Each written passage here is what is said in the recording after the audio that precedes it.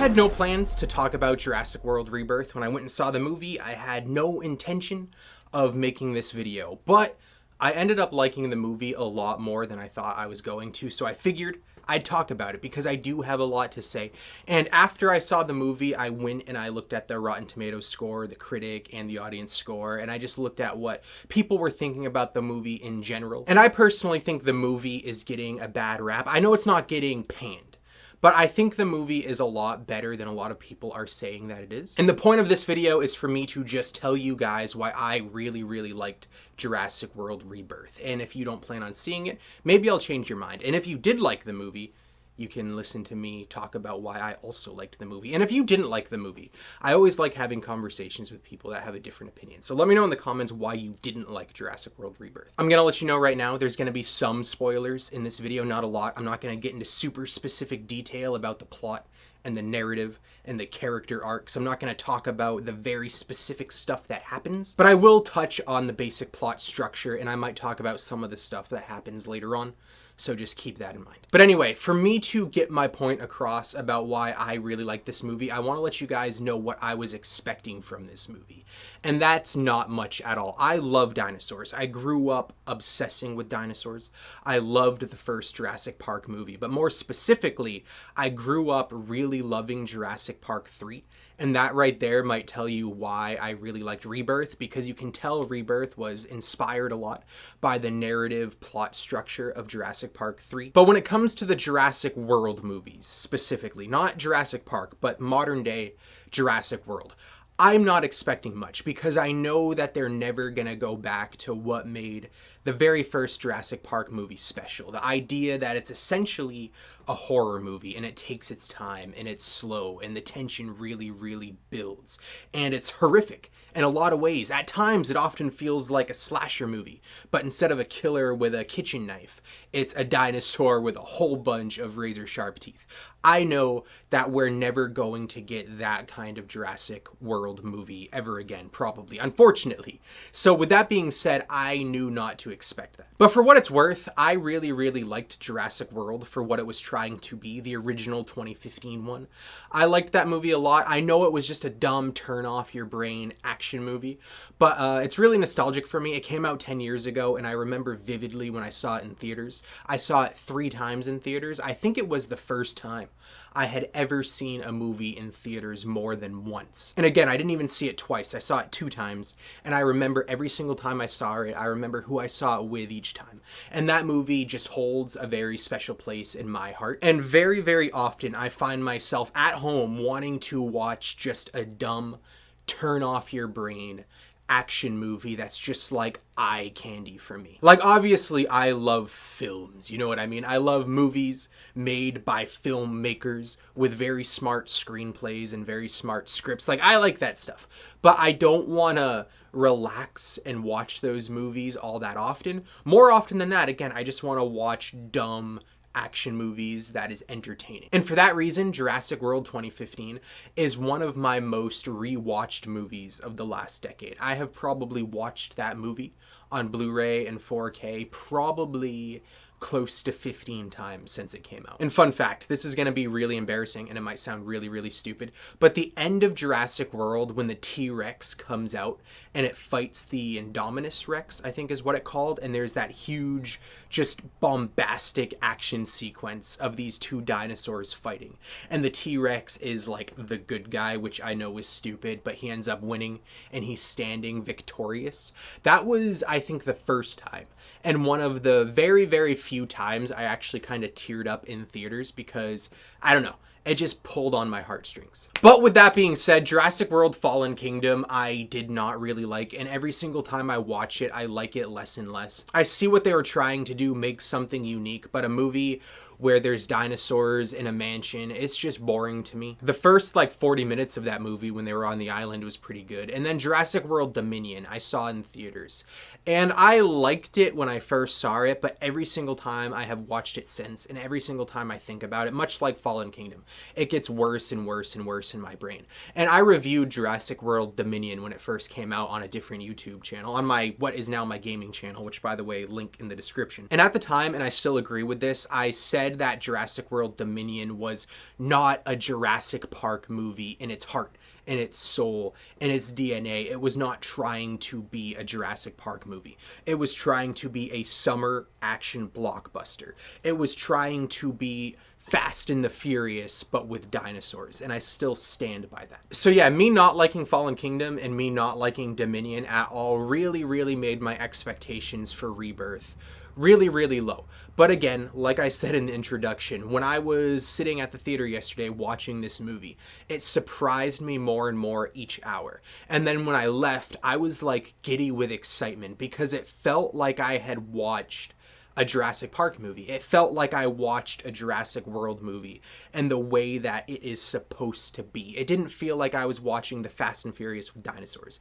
It didn't feel like I was watching a Marvel movie with dinosaurs. It felt like, again, I know I'm a broken record, but for the first time in a long time, it felt like I had watched a genuine Jurassic Park movie. But anyway, I'm going to get into the more specific reasons of why. I know I've been rambling for like 6-7 minutes now, and I've barely talked about Rebirth itself. But anyway, when they first announced what the narrative or the main plot of Rebirth was going to be, I was interested. I remember the first tagline we got like last year was that a group of people were going to hunt down the 3 largest dinosaurs in each biome. So one in the sea, one in the air, and one on land. And they had to get essentially a DNA sample from these 3 dinosaurs.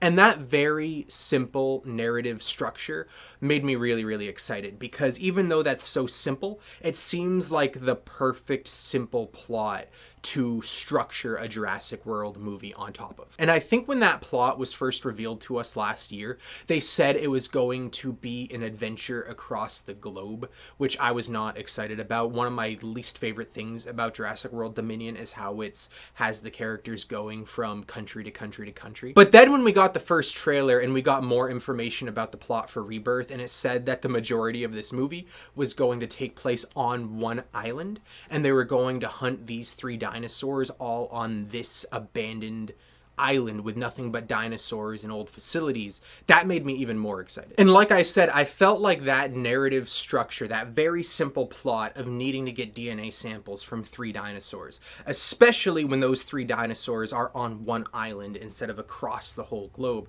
I thought that that was perfect for a Jurassic World movie. And I'm happy to say that, in my opinion, I was 100% right, because it is the perfect narrative structure. And the way that this movie is paced, it's paced really well. One thing I was really worried about going into this movie was that what I wanted, them hunting dinosaurs on an island, was only going to be the 3rd act. I thought the first 2 acts were going to be them going from like country to country and recruiting the team, maybe getting into a gunfight with humans for some reason, maybe running into some black market dinosaurs and being chased through the streets, and then finally in the 3rd act, they were going to be on an island. That's what I thought was going to happen, but that's not what happened at all. We get our setup very early on in the movie. Like, we get our characters introduced to us, we get their goal, we get what their mission is, and then very early on in the movie, they're on a boat on their way to the island. So 90% of this movie is what I wanted when I went in thinking that what I wanted was only going to be the 3rd act. And I'm really happy to say that the way that this movie is paced really allows us to soak in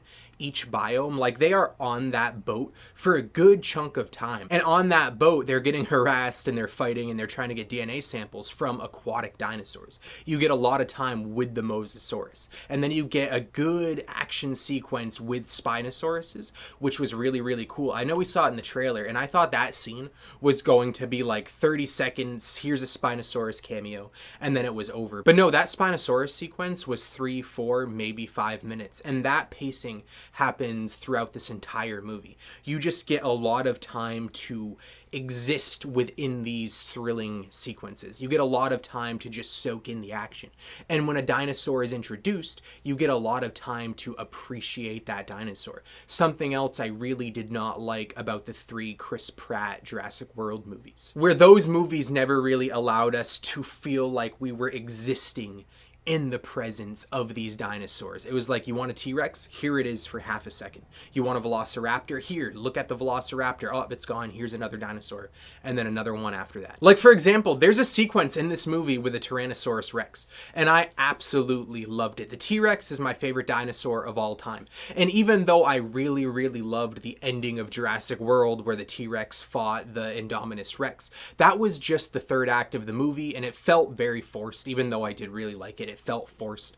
It felt unrealistic. And then before that, you just get like a brief snippet of the T-Rex eating a goat or whatever. And then the same thing happened in Fallen Kingdom and in Dominion, where you see the T-Rex, but you don't really have a lot of time to spend with it. In this movie, you get like a 10-minute long sequence with the T-Rex, and it doesn't cut away from this sequence. It's not like it cuts to something else and then comes back to the T-Rex and then cuts away and then comes back. You get like one non-stop 10-minute sequence with the Tyrannosaurus Rex, which was better than any T-Rex content we got in any of the 3 Chris Pratt Jurassic World movies. And honestly, it was more T-Rex content than we got in Jurassic Park 3 as well. And it was probably the most satisfying sequence with a T-Rex since The Lost World, in my opinion. Sorry, I know I'm kind of rambling, but now I want to talk about the characters. I thought the characters in this movie were really, really good. Now, don't get me wrong. They're not the most fleshed out characters with the deepest personalities.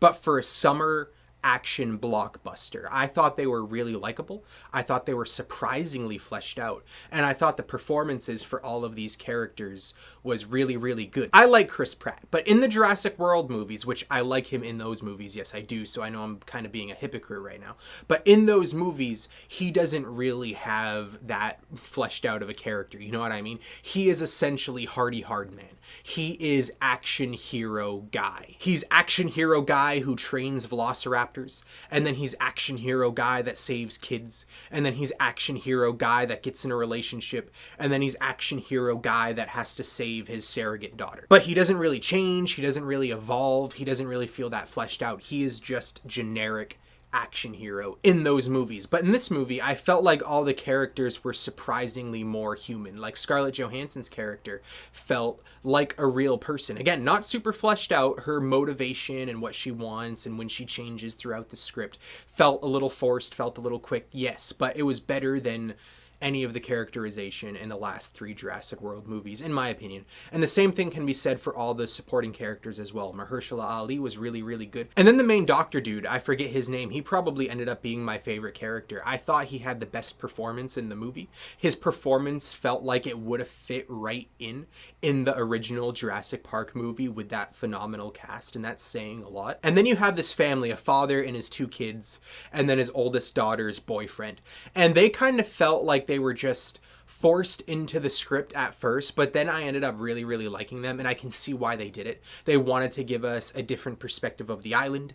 They wanted to give us different dinosaur sequences that wouldn't necessarily make sense to put into the plot line with Scarlett Johansson and her team of mercenaries. And again, at first, I thought I was going to be annoyed whenever it cut to the family, but I ended up liking them all. I ended up liking the sequences that they were in. And then even though it felt forced in a way, it could have felt a lot more forced.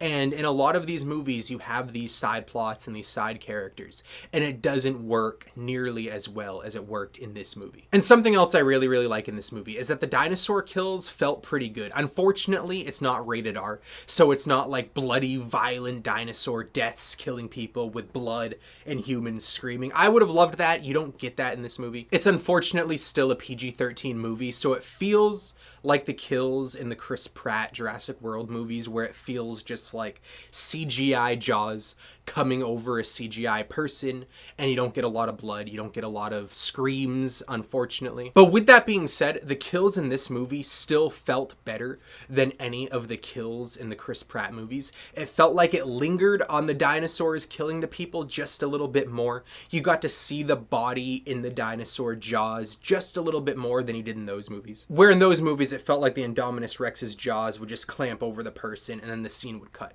In this movie, you actually get to see like the dinosaurs chewing a little bit. Also, something I really appreciate that this movie did was that characters die. I'm not going to get into super specific details. I'm not going to tell you who dies, but there are characters that die in a surprising order. Like, typically you would think all the nameless red shirts, the characters that don't have names and don't really have lines of dialogue, you would expect them to die first, and then they would start killing off like the named characters, but that's not the case in this movie. Like, there is a character in this movie played by a reputable actor who's been a main character in some Marvel movies, and he's been a main character in one of my favorite TV shows, and he was a main character in a big Netflix series, and he had a lot of lines of dialogue, but he was surprisingly the first character to die. He died before the unnamed red shirts that you would expect to die first.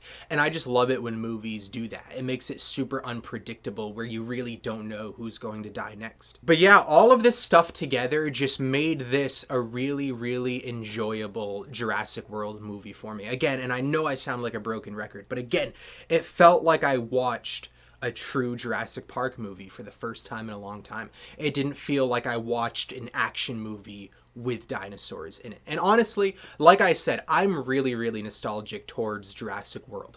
And I do think I like Jurassic World a little bit more than this one. But with that being said, in a completely non-biased way, if I was just ranking these movies and not taking into account my personal opinion, I do think Rebirth is a far stronger movie than Jurassic World in terms of its structure, its pacing, and especially its characterization and its acting. But also, one of the reasons why I really, really like Jurassic World 2015, like I said, is because it's so nostalgic for me. If you ask me in 10 years from now, I genuinely might tell you I like Rebirth more. Also, when it comes to the narrative structure of a Jurassic Park movie, I think the simpler, the better. I think Jurassic Park 1, the original, obviously had the perfect narrative setup where you have characters touring an unopened dinosaur park, and then the dinosaurs get loose. I think that is perfect for this kind of movie. And I prefer it when a park is involved. That's why I also really, really like Jurassic World. I like that the park is open and operational. I love the aesthetic of a dinosaur against an amusement park.